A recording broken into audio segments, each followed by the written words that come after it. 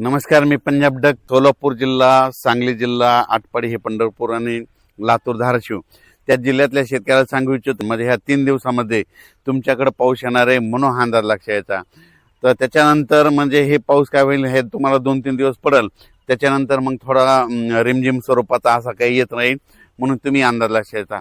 पण राज्यात मात्र 1 जुलैपासून ते म्हणजे जुलैच्या पहिल्या आठवड्यात मात्र राज्यात काही काही ठिकाणी धुमाकूळ पाऊस घालणार आहे, जोरदार पाऊस पडणार आहे. त्याच्यामुळे सर्वप्रथम मुंबईकर, पुणेकर, अकोले, अहिल्यानगर, संगमनेर, ओझर ह्या पट्ट्यातल्या नाशिक, नंदुरबार, धुळे, जळगाव ह्या शेतकऱ्यांनी काळजी घेण्याची गरज आहे. कारण की जुलैच्या पहिल्या आठवड्यात मुंबईकडे देखील मुसळधार पाऊस पडणार आहे, काही ठिकाणी अतिवृष्टी होईल म्हणून हे देखील सर्व शेतकऱ्यांनी लक्षात येतं. पुण्याकडे देखील अतिवृष्टी होईल, मुसळधार पाऊस पडणार आहे जुलैच्या पहिल्या आठवड्यात म्हणून हे देखील त्यांनी लक्षात येतं. त्याच्यानंतर संगमनेर, अकोला, त्याच्यानंतर शिर्डी, राहता, कोपरगाव, वैजापूर, गंगापूर, त्याच्यानंतर इकडं फुलंब्री ह्या पट्ट्यामध्ये देखील काय होणार आहे ते जुलैच्या पहिल्या आठवड्यात मात्र त्यांच्याकडे मात्र मुसळधार पाऊस पडणार आहे म्हणून हा त्या अंदाज त्यांनी लक्षात येतात. नंदुरबार जिल्ह्यातले शेतकऱ्याचे फोन आले, नंदुरबार, धुळे जिल्हा, तर की आमच्या भागामध्ये काही जिल्ह्यात पाऊस पडला आणि काही इकडे राहायचं. तर नंदुरबार, धुळे आणि उत्तर महाराष्ट्रातल्या शेतकऱ्याला तुम्हाला एक सांगू इच्छितो, तुमच्याकडे पाऊस लेट येणार आहे पण तुमचं मात्र चांगलंच करून जाणार आहे.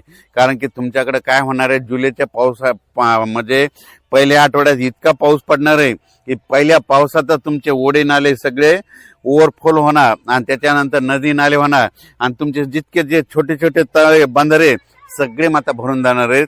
म्हणून हे अंदाज उत्तर महाराष्ट्रातल्या नंदुरबार जिल्हा, धुळे जिल्हा, जळगाव जिल्हा, नाशिक जिल्हा, दिंडोरी ह्या परिसरातील लोकांनी, त्याच्यानंतर गुजरातच्या बॉर्डरच्या कडेच्या शेतकऱ्यांनी हा अंदाज लक्षात. तुमच्याकडे पाऊस येणार आहे, थोडा सगळ्यापेक्षा उशीर येणार पण मात्र तुमचं चांगला हे करून देणार आहे, तुमची पाण्याची टेबलच वाढवून देणार आहे म्हणून हा तुमच्यासाठी आनंदाची बातमी. त्याच्यानंतर मराठवाड्यातल्या शेतकऱ्याला सांगू इच्छितो, मराठवाड्यामध्ये परभणी जिल्हा, बीड जिल्हा, लातूर जिल्हा, हिंगोली जिल्हा, नांदेड जिल्हा, संभाजीनगर आणि जालना जिल्हा, मराठवाड्यात आज देखील रात्रीच्याला पाऊस आहे. 8 तारखेपर्यंत मराठवाड्यात दररोज वेगवेगळ्या भागात, वेगवेगळ्या गावात, वेगवेगळ्या तालुक्यात असा दररोज वेगवेगळा भाग पकडत असा पाऊस पडणार आहे. म्हणून मराठवाड्यातल्या शेतकऱ्यांनी हे अंदाज लक्षात घ्यायचा. जमिनीमध्ये ओला असेल तर तुम्ही तुमचं पेरून टाकायचं, नसता मग काय होईल की तुम्हाला 10 जुलै नंतरच पेरणी करायला वेळ भेटेल. कारण की आता मी सांगू शकतो, मी माझ्या शेतात ते 4 दिवस झालं वापसाच होत नाही, आम्हाला पेरायचंय पण पेरणी करताच आहे ना. म्हणून शेतकऱ्यांना ज्यांच्याकडे ईदभर ओले त्याने पेरणी करून टाकायची मराठवाड्यातल्या शेतकऱ्यांनी. त्याच्यानंतर विदर्भातल्या शेतकऱ्याला सांगू इच्छितो, विदर्भामध्ये 8 जुलैपर्यंत चांगला दररोज वेगवेगळ्या भागात जोराचा पाऊस पडणार आहे. ज्या भागात वंचित राहिला त्या भागात देखील ह्या 8 ते 10 दिवसात पडून जाणार आहे. म्हणून ज्यांची पेरणी ईदभर ओल असेल ते विदर्भातल्या वर्धा जिल्हा, नागपूर जिल्हा, भंडारा जिल्हा, यवतमाळ जिल्हा, वाशिम जिल्हा, हिंगोली जिल्हा, अकोला जिल्हा, अमरावती जिल्हा, बुलढाणा जिल्हा, त्या शेतकऱ्यांनी काय करायचं, जमिनीत ओल झाली तर तुम्ही तुमची पेरणीची काळजी करून टाकण्यास काही हरकत नाही. म्हणून हेच देखील विदर्भातल्या शेतकऱ्यांनी लक्षात घ्यायचं. पण राज्यात सांगायचं झालं तर 1 जुलै ते 8 जुलैच्या दरम्यान मी म्हणलं होतं ना, जुलैमध्ये पहिल्या आठवड्यात राज्यात पाऊस खूप पडणार आहे. मग सगळ्यात जास्त पाऊस मुंबईकडे पडणार आहे, पुण्याकडे पडणार आहे, संगमनेर, अकोला, ओझर, विघ्नर कारखान्याच्या परिसरामध्ये मुसळधार, अतिमुसळधार पाऊस पडणार आहे. त्याच्यानंतर अहिल्यानगरचे जे वरचे धरण आहेत, निळवंडे धरण झालं, गंगापूरचं धरण झालं, म्हणजे जे कॅचमॅट एरियामधले म्हणजे उत्तर महाराष्ट्राकडे काय होणार आहे, जुलैच्या पहिल्या पावसाळ्यात खूप पाऊस पडणार आहे. त्याच्यामुळे नदीला पूर येणार आहे. त्याच्यामुळे बऱ्याच मोठ्या धरणामध्ये आवक यायला सुरुवात येणार आहे. म्हणून हा अंदाज सर्व शेतकऱ्यांनी लक्षात घ्यायचा. शेतकऱ्याला सांगू इच्छितो, शेतकऱ्यांनी ज्या भागात अद्यापही पाऊस आलेला नाही तर म्हणजे ह्या 27, 28, 29, 30 ह्या 4 दिवसात येईल. पण त्याच्यामधून जर काही गावावर जर उरले तर 1 जुलै ते 8 जुलैमध्ये पाऊस पडणार आहे आणि त्या शेतकऱ्याची पेरणी होणार आहे. म्हणून शेतकऱ्यांनी घाबरून न जाता हे अंदाज लक्षात घ्यायचा.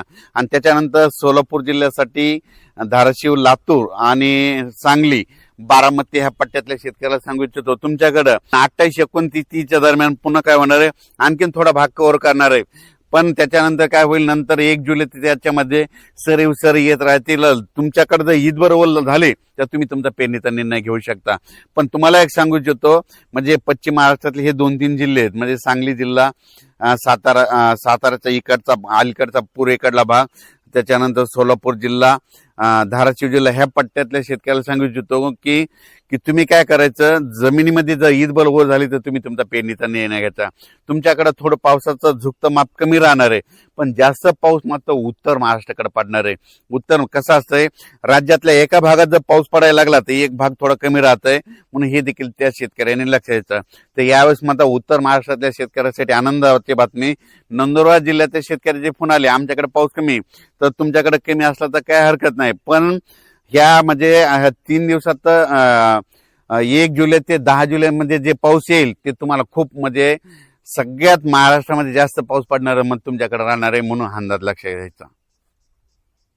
मात्र जुलैच्या पहिल्या आठवड्यात पहिल्या वीक मध्ये मात्र हेवी टू हेवी रेन म्हणजे खूप मोठा पाऊस पडणार आहे. काही काही ठिकाणी अतिवृष्टी होणार आहे, अति मुसळधार पाऊस पडणार आहे, म्हणून हा अंदाज सर्व शेतकऱ्यांनी लक्षात घ्यायचा. म्हणजे खास करून उत्तर महाराष्ट्राकडे मुंबई, पुणे, नाशिक त्यांनी सतर्क राहण्याची गरज आहे. धन्यवाद.